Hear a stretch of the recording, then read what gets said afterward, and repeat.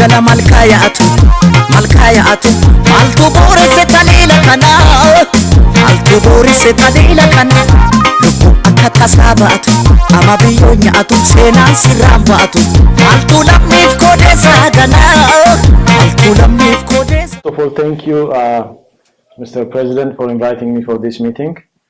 It's a great honor and pleasure to be here and to talk about this subject, which is something very close to my heart. I wouldn't be here if this issue hasn't been very important for me. And I thank you, everybody. And before I start this thing, I want to say something.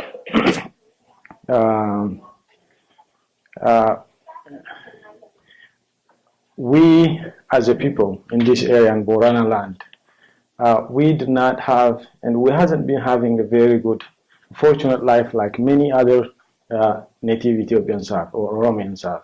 Our land is very marginal land, and our start is very difficult one. And my father is the only educator from his family, Tekleab Nomsen. And the only reason why he could go to school is because the Norwegian missionary opened the school there. And he went to school. If it not for that, he would have been wearing or looking after cattle up until now. And he went to school. The purpose of the Norwegians was to teach them to 4th grade so that they go and teach gospel. But once they went to school, up until 4th grade, they started finding the importance of going to school. So they pushed further. And there was no school then in our region. They have to maybe go about 300 kilometers to S.Gala to go for high school. And that was the only high school then in the province of Sidama. And they were young people, and there was time when there was a conflict such as this, and they had to travel in a very difficult, uncertain condition to make possible that I am here today. I go to school.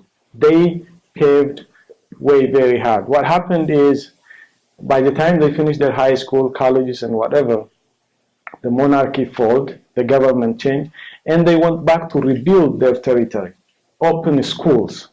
And with that open schools and hostels where the kids that does not have their parents cannot send them to school, so that be able to, help by like hostels and then go to school through things that has been done through Makani Jesus. And they were young when they were doing that, much younger than the age that I bear now. But they have done tremendous things. The Avolo that you know now, or the Mega or Moyale, is the Moyale Mega they built. My father's generation, Tekleab's generation. And on behalf of them, my father's generation, who made a lot of difference for us, now that we are here, Doctor is here, he is here, I just want him to stand on behalf of them, and then we give them a round of applause.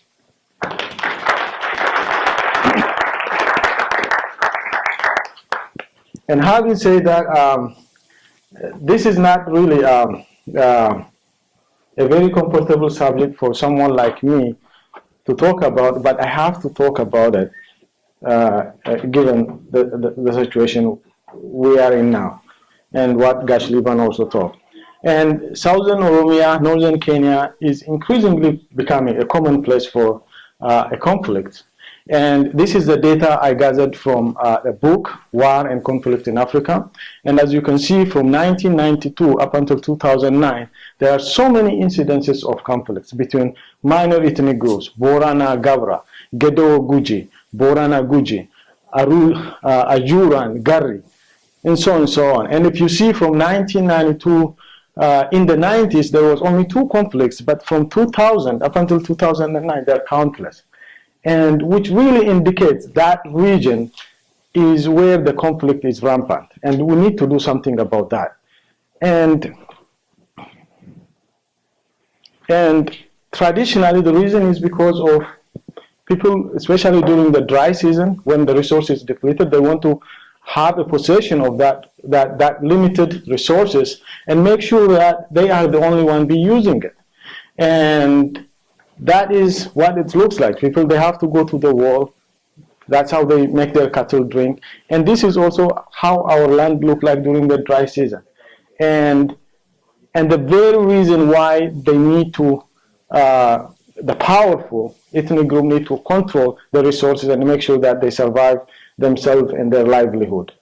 But recent studies in northern Kenya shows that recent conflict has nothing to do with this resource scarcity. If you can see this data of 19 conflicts in northern Kenya, 2008 and 2009, you will see a lot of conflicts in September and to October, which is Hagaya time, I mean the second main rainy season, and March, April, May is during the time when our region gets 60% of their precipitation. And therefore, that is actually when we see a lot of casualties, a lot of killings, which clearly indicate that now maybe the resource scarcity is not the main cause of the conflicts that is going on. And recently, obviously, if you newspapers, S.Gala has also said in Ethiopia, 20,000 Philly Kenya clashes, ambushes, and also the current, I mean, what we are just listening, the fight between Borana and Guji, or the way Gashlivan put it, that is going on right now as we speak.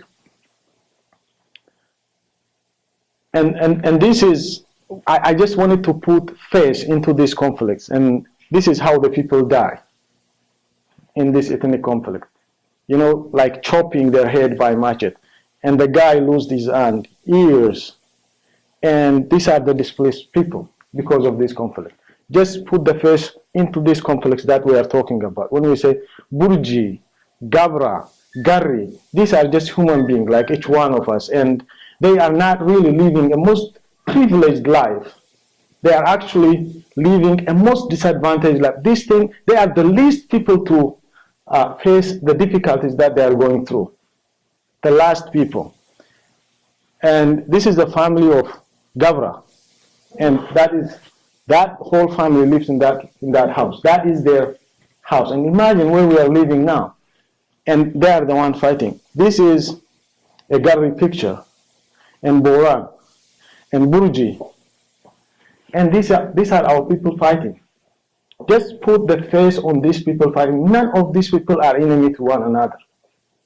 They actually live a life that is below our imagination.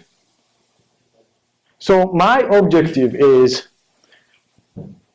to analyze this recent conflict using the matrix of ethnic conflict theories, because I am young. I grew up in Addis Ababa, Kanasa. Now I don't know our culture so much. But what I know is the theories of ethnic conflicts and how it is analyzed and the mechanism of intervention. If at all this could help what we are talking about now. And with that, I go to the history of Burji.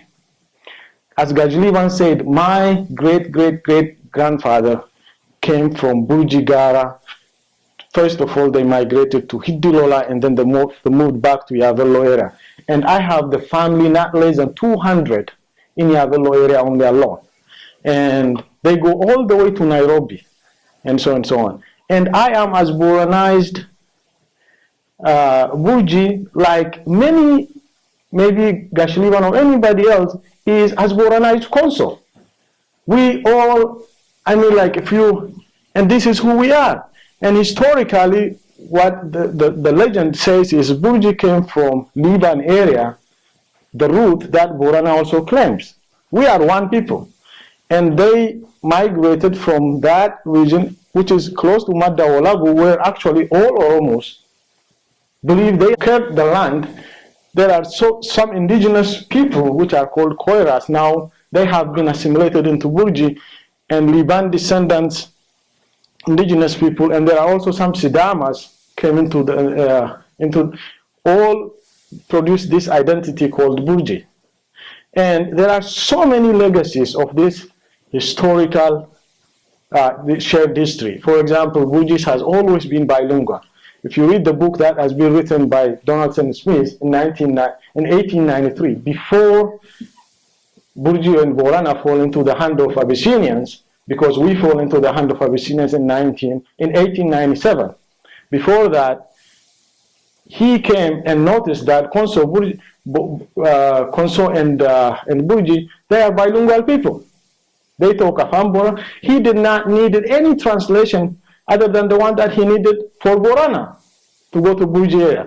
And the other thing is the division of Mayoterish division and shared kinship. Sabbo Gona and Burji says Gulgubba. And for example, my great-grandfather is Yabi, which means Oditu. And when I go to Borana, I say I'm Oditu, and I will go to Burji, I say Yabi.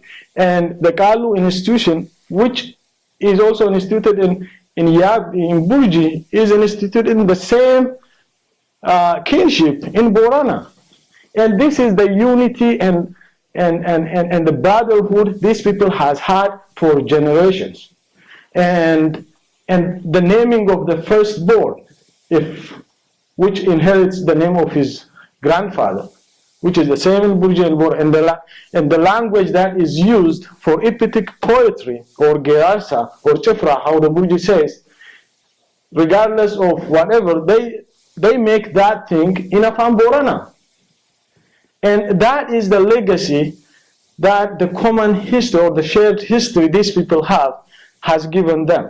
And that we cannot, today, we cannot deny or give at our own experiences. And traditionally, Borana and Burji, they never had any conflict. Never.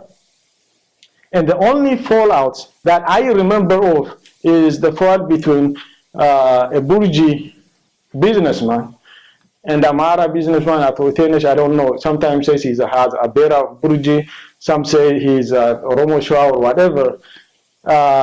They fought, they killed each other, and as a consequence of that, something happened between. And the other is 2011 allegation that a group of Burji youth raped a Borana girl, which now has become actually her father or mother is Gabra or whatever. And the last one is a political marginalization, which I don't also disagree. And this entanglement the Borana now facing in northern Kenya as a consequence of the Regabu coalition, which is causing a conflict between these two groups. So I used the theory of conflicts to look at what is this, what is ethnic conflict? The conflicts between two ethnic groups, which is based on a goal that is defined without taking into account the rivaling ethnic group. And the primary fault line for this conflict is you being a member of a particular social group. And this theory is expressed by three schools of thoughts: symbolic, instrumentalist, and constructivist school of thought. And the symbolic school of thought is, according to this theory, two ethnic groups are not, because of that fabric that made them who they are never incompatible, that whenever they see each other, they fight or they kill each other. This is how this school of thought explains ethnic conflict, which is not true in case of any of the ethnic groups. The minorities now living in Oromia, including Burji or any other like Gabra, Gari that we are talking about. Nothing like that exists. I remember sometimes Burji and Burji, they fight during when I was young, and they fight, and then Jaroles make their mediation, and 2 weeks later they start coming Gabaya together, markets. They don't look like the people that were fighting a week ago. And there is nothing such as a symbolic, explained as a symbolic conflict between these two ethnic groups, not between Borana and Burji, or not between Burji and Guji and Burji or whatever. And the other one is instrumentalist theory. This is what Gashliban explained about, that the elites are using this ethnic division as an instrument to incite conflict. What they want power. What they want to use their own belonging as a capital, a political capital to giving them power. And exactly what is causing, which explains what is going on now in that region. And the third one is constructivist theory. This theory explains that this kind of ethnic conflict starts because of when the new order comes. For example, now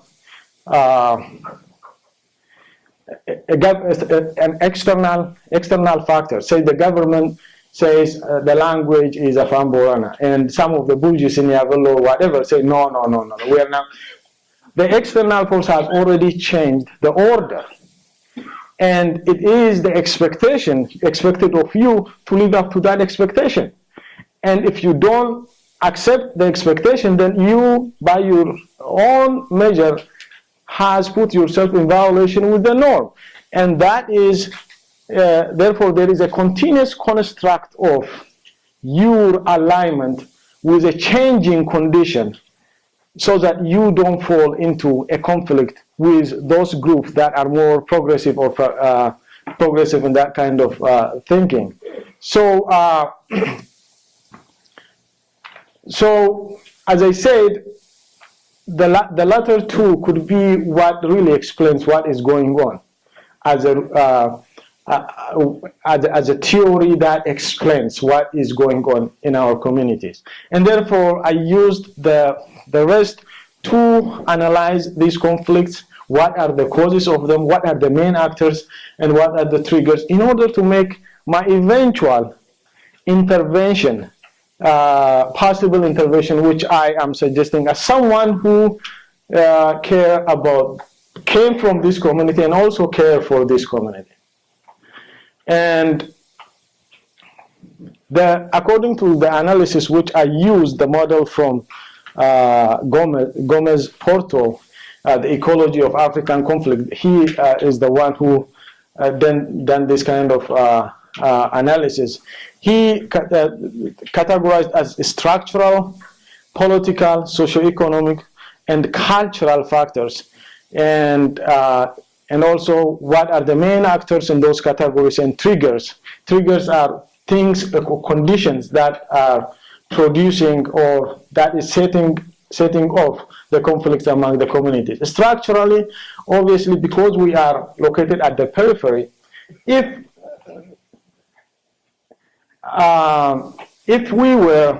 somehow, like the Borana land is closer to Addis Ababa, all these things wouldn't have happened, because the government really takes care of it.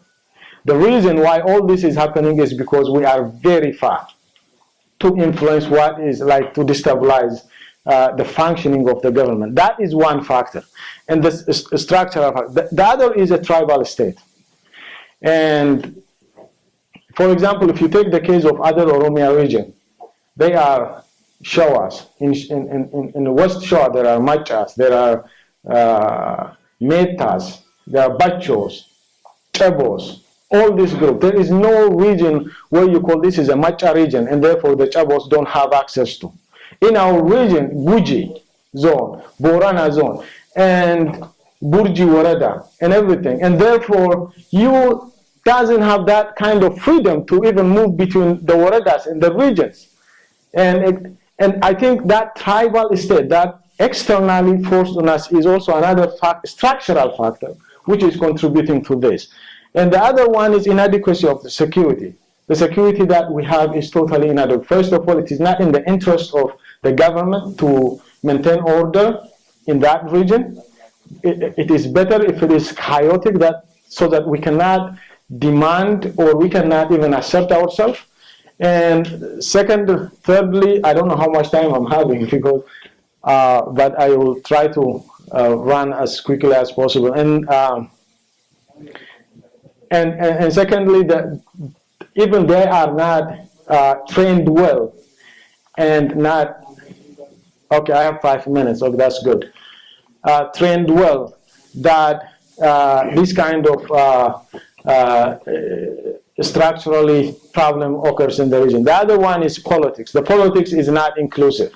If it is Borana, you just have to be Borana to be part of that politics. Not 100%, I'm not going to lie here. Borana has been very accommodative of anybody living in its region, including the current Borana zone administrator is not Borana per se, which talks volume about Borana's stand when it comes to accommodating people living amongst them. But and there are partial institutions such as OPDO, and then if you are Burji, if you are Gabra, you cannot even have a room to get into those kind of things. And incompetency of the leadership which, because they are incompetent, they have to use that instrumentalist explain theory to divide the community and make their political capital. What they had to do is very incompetent people, they give them the power. In order to secure the power, they have to make that kind of ethnic wage. And the other one is poverty. Poverty is rampant in the region. And economic disparity. I mean, any kind of power disparity will always incite conflicts. A political power disparity, if Burjis are excessively becoming rich while Boranas are not, that will cause a problem. That will cause that disparity is a problem. And land grab is another thing. And culturally, a denial of recognition and ethnic bashing and also stereotyping and labeling. Those kind of things which triggered by harassment, triggered by mounting equality, peripheral fringe states, ethnic competition, and I did not make it bold, and I apologize for that, which is the external factor. And as an effect of this, there is humanitarian crisis, loss of life, refugee displacement that we talked about, violence and war that I showed on the picture, economic loss, Gashliban put for Burji and Borana, and mistrust, tension, discrimination, and resentment. These are the effect of the core problems that we discussed. And so when I go to intervention must take into account these core problems. And the idea is to prevent the conflicts and also to manage so that the conflict does not spill over or escalate, and at the same time to make a logical settlement for the conflict that is out there. And I use this model, just and sustainable solution. And this model is like my interventionist recommendation for the conflict that we are in. Inclusive, make sure that we adopt inclusive politics. We are not like enemies of one another. Nyap onni jedhani jiru Burji nyap Boranaatiniti, Borani nyap Burjiitiniti. Garriin nyap Boranaatiniti, Garriin Sumaalilleeniiti. Sumaalilleeniiti. So we have to adopt that kind of inclusive politics, and it is our own responsibility to maintain law and order in our vicinity. The government is failing us. If we are letting the government to do it, the government hasn't done it so far. So it is our responsibility to maintain law and order so that people can invest in our region. People come to our region and work. Otherwise, people are moving, schools are not going to be open. And you know what British did for northern Kenya as a shifter land, and therefore there was no any sort of development. That is what is the future that we are facing our community if we are not, heal our own wound. And communication and networking. With Boranas, ever since Burji Borana conflict happened, Wako is in me and Malicha, the other thing in Nashville, we talk about, when we communicate and talk to each other, that is how this community is going to be healed. And human rights, we have to, like Gashliban said, Burji wants economy, they do economy. That's all they want. Peace, economy, nothing. They are hardworking people. They never claim the land of Borana. It always belongs to Borana, but they claim maybe a rightful residence of in Borana land, because that is historically where we are from. And the other thing is equitable socio-economic development, so that all sectors of the community economy equally grow, and we share the pie in accordance to our needs. Not in a very, and minority engagement. Engage the minorities that are there. By the way, Burjis are not only the minorities in Borana, even Arsis are the minorities in Borana region. They are Oromos. Shawas are minorities. It has to be very inclusive. The minorities has to be engaged in every aspect. And we have to design a mechanism of, I'm an environmentalist, and if I wind up my discussion without mentioning anything about adaptation or management necessary to the environment that we are in, then I'm lying myself. And therefore, one of the things, the environment is changing. Madigo gujir, lafti gujir, and there has to be a mechanism of adaptation. Our land is not the only land that is living, that is existing under that environmentally disastrous condition. Chad, Niger, these are Sahelian regions, actually in the worst environmental resources than the people of ours. So what we have to do is we have to develop a mechanism of adaptation into that changing environment. Okay, with that, I will wind up my discussion and make a conclusion.